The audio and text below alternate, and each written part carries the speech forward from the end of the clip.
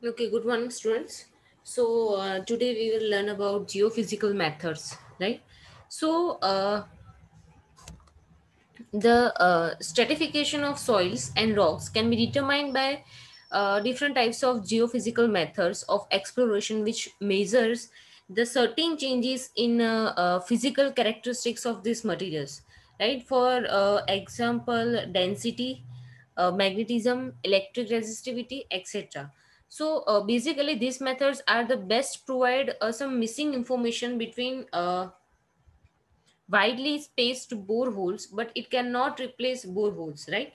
So basically, these methods are very suitable for investing in a large area quickly, as in a preliminary investigations of subsoil extra, right? So there are two geophysical methods. First one is a seismic refraction method, and the second one is electrical resistivity method, right? Okay. So,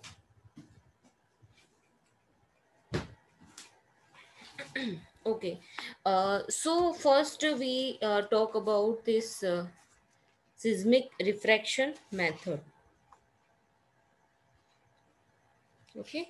So basically, this method is based on the principle of seismic waves, which have different velocities in different types of soils, right? So at the interface of two different materials, the waves get partially reflected and partially reflected, right? So seismic refraction method is more suitable to shallow exploration for civil engineering purposes.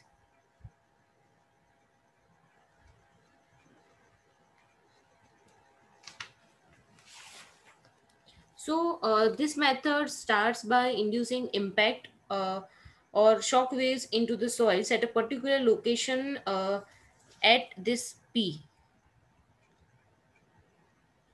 right?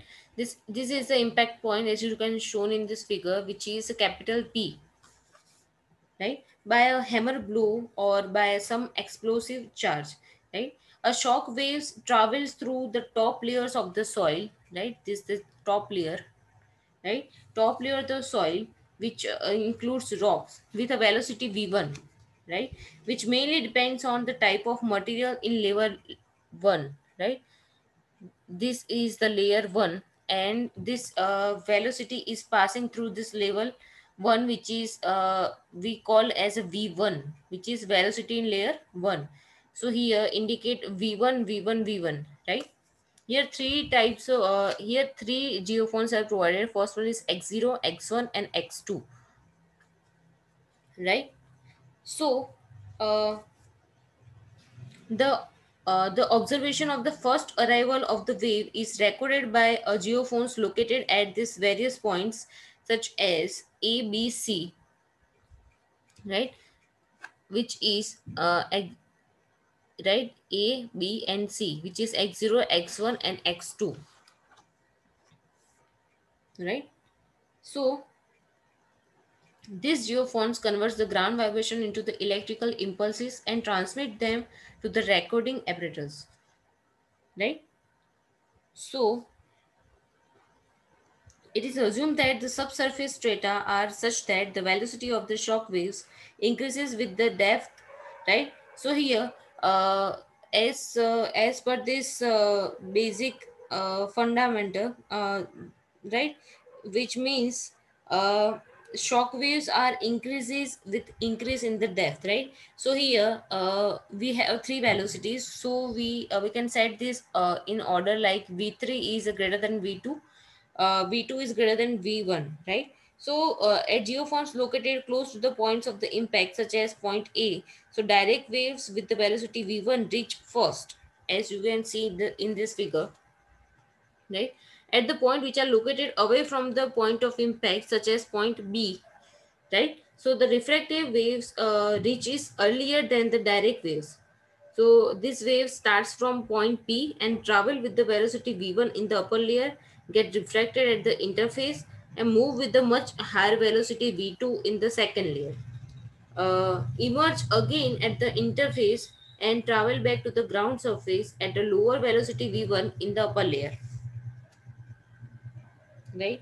So at the points further away from the point of impact, such as point C, so the waves which are refracted twice, once at the interface of layer 2, sorry, for layer 1 and 2, and once at the interface of the layer 2 and 3, which reach earlier, right? So for the determination of thickness of different layers, the distance time graph is plotted first, right? So the graph is about time, which is t, of arrival of first impulse at various geophones is taken as ordinate, and distance x of the geophones from the point of impact p is taken as a f6, right? Obviously, the velocity in any layer is equal to the reciprocal of the slope of the corresponding line. So the slopes of various lines are determined and corresponding velocities computed. Here there is this graph, right? So here okay, so there is a graph given which is time t versus x. T is called arrival time of first wave, and x is the distance from the sources, right? So here the equation of depth of top layer 1 is h1 is equal to x1 by 2 under root v2 minus v1 divided by v2 plus v1. Likewise, for second layer, H2 is equal to 0.85 H1 plus X2 by 2 under root V3 minus V2 divided by V3 plus V2, right?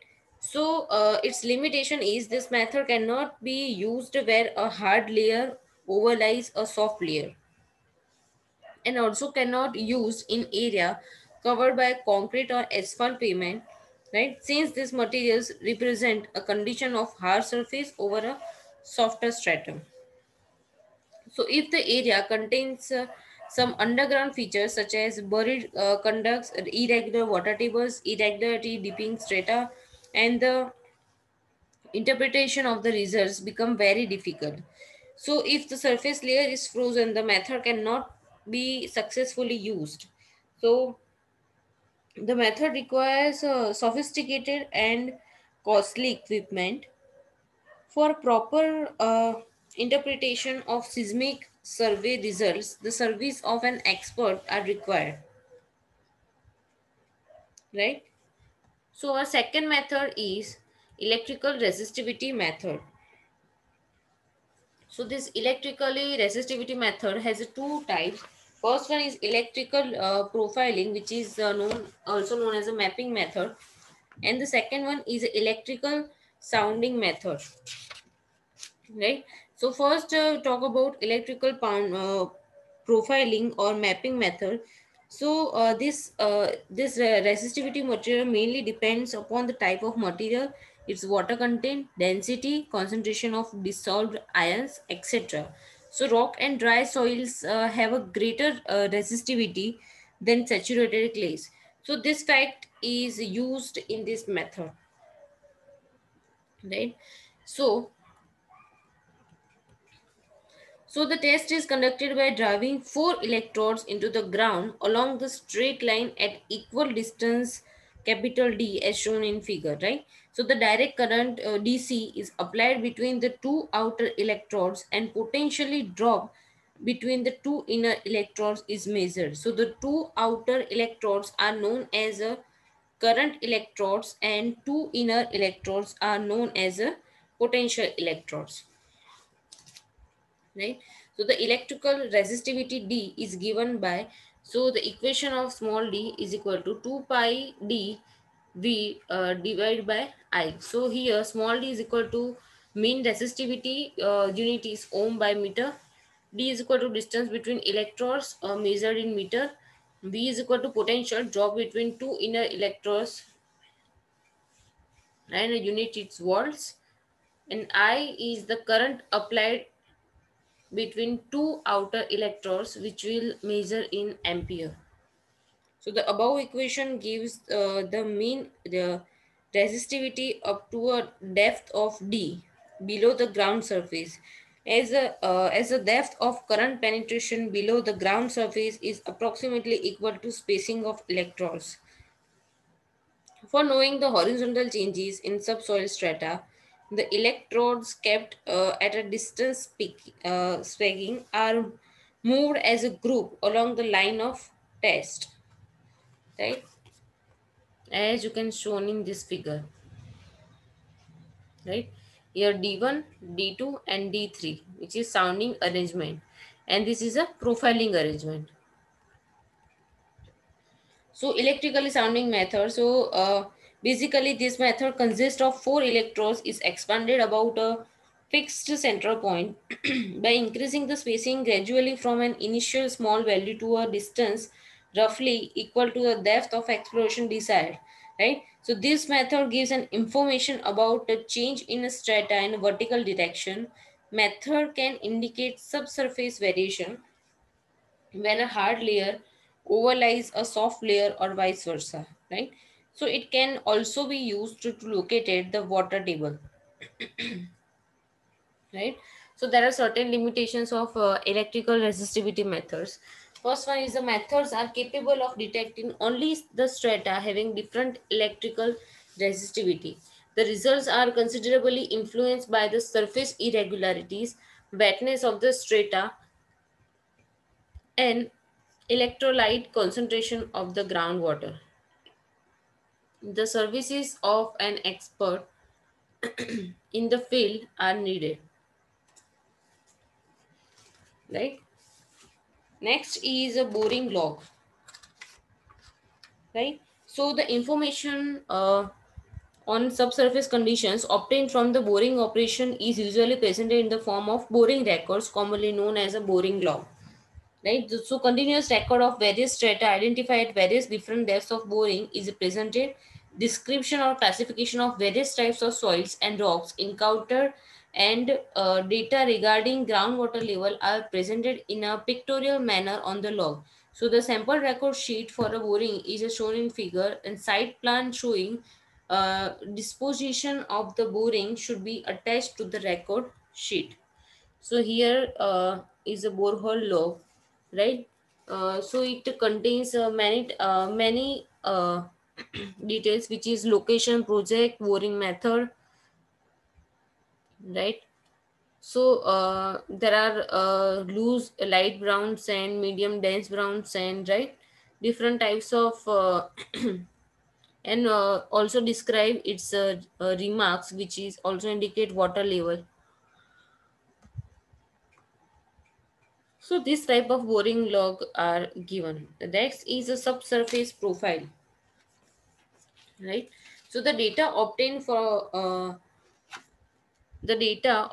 a series of boreholes is presented in the form of subsurface profile. So subsurface profile is a vertical section through the ground along the line of exploration. So it basically indicates the boundary of a different strata along with their classification. So it is important to remember the condition between boreholes are estimated by interpolation. Obviously, the larger the number of holes, the more accurate is the subsurface profile, as you can see in this subsoil profile along, right? So here poorly graded and sand, right? So there are different types of RL given in meter, which is reduced level, like. So next is subsoil investigation report, right? So subsoil, this report is final document of whole the exercise of site exploration. So it should be comprehensive, clear and to the point. So it is usually a accumulation of investigation, exploration and testing program, although uh, it reports may be sometimes required where long term on ongoing observations are involved. So the report is addressed to the client.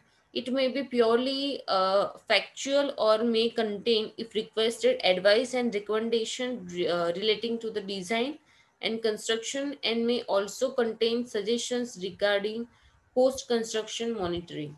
Right. So, for having a good report, we should normally have the following points keep in mind. First one is introduction, which gives the scope of investigation, a general description of a nature of the project and its mostly important, right? A general description of a topographical features, details of a field exploration program indicating the number of borings, their location and the depths, details of the methods of exploration, general description of subsoil conditions as obtained from in situ tests such as SPT, SCPT and DCPT, right? Details of the laboratory tests conducted on the soil samples and the results obtained, depth of groundwater table and changes in the water level. Discussion of the result, recommendation about the allowable bearing pressure, the type of foundation or the structure, and the conclusion. Main finding of the investigation should be clearly stated. Limitations of the investigation should also briefly stated. So there are different choice of methods for site exploration. First is the nature of ground, right? So, in clay soil, borings are suitable for deep exploration and pits for shallow exploration. In sandy soils, boring is easy, but the special equipments used for taking representative samples below the water table. So, however, be readily taken in a trial pit provided that when it's necessary. Some form of groundwater lowering is used. So, in rocks, borings are usually in hard rocks and pits in the soft rocks, right? Core borings are suitable for identification of type of rock, but they cannot give information in joints and fissures, which can only be examined in pits and larger diameter borings. When the depth of exploration is large and where the area of the construction site is large, geophysical methods can be used with advantage, right? So in soft soil, sounding methods may also be used to cover. Next is topography. In hilly country, the choice between a vertical opening and a horizontal openings may depend on geological structures, since sleepy inclined strata are most effectively explored by heading and horizontal strata by trial pits and borings. So swamps and areas overlain by water are best explored by boring, which may have to be put down from a floating car, right? Next is the cost of exploration, right? So it's for deep exploration, borings are preferred to a deep shaft. In case of shallow explorations, excuse me, in case of shallow explorations in soil, the choice between pits and borings will mainly depend upon the nature of the ground, right, and the information required, particularly for solo exploration in rock. And the use of core drilling may be only used justified if several holes are required, otherwise the trial pits are more economical, right? So we stop our lecture here. So next, in the next lecture we learn some of the example of this chapter, right? Thank you.